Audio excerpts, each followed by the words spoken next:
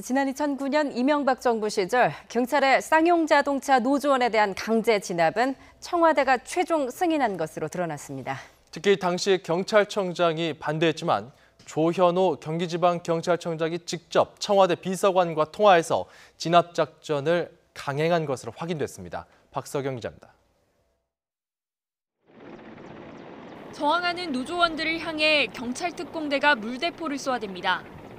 옥상에 내려온 경찰 특공대원들은 노조원들을 마구잡이로 진압합니다. 이미 저항할 수 없는 노조원들에게 방망이 세례를 퍼붓기도 합니다. 2009년 8월 파업투쟁을 벌인 쌍용차 노조원들을 경찰이 강경 진압했습니다. 9년이란 세월 동안 계속된 과잉 진압 논란.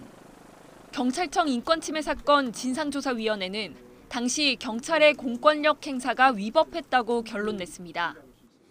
이런 사전 조치가 회사 측과의 협조 아래 이루어진다는 겁니다.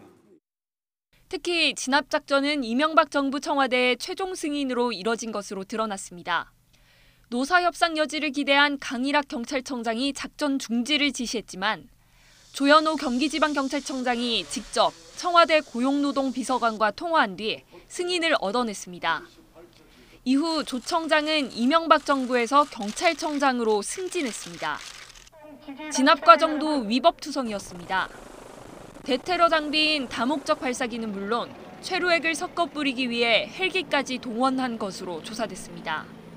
아울러 경기경찰청 소속 경찰관 50명으로 구성된 인터넷 대응팀을 만들어 노조의 폭력성을 부각하는 여론전도 벌인 것으로 확인됐습니다.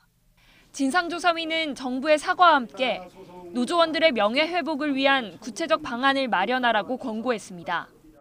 여러 가지 사회적인 논란이 일고 있는 국가가 제기한 손해배상 청구와 가압류의 취소입니다. 쌍용차 노조 역시 강력한 책임자 처벌이 필요하다며 목소리를 높였습니다. 저의 귀를 잘랐던 온몸에 피멍을 들게 했던 당사자들은 아무도 처벌을 받지 않은 것 같습니다. 처벌해 주십시오. 또 진상조사위가 밝히지 못한 쌍용차 노조와해 비밀문서에 대한 조사와 함께 노조원들을 폭도로 낙인 찍은 지난 정부의 잘못을 사죄하고 배상하라고 촉구했습니다. YTN 박서경입니다.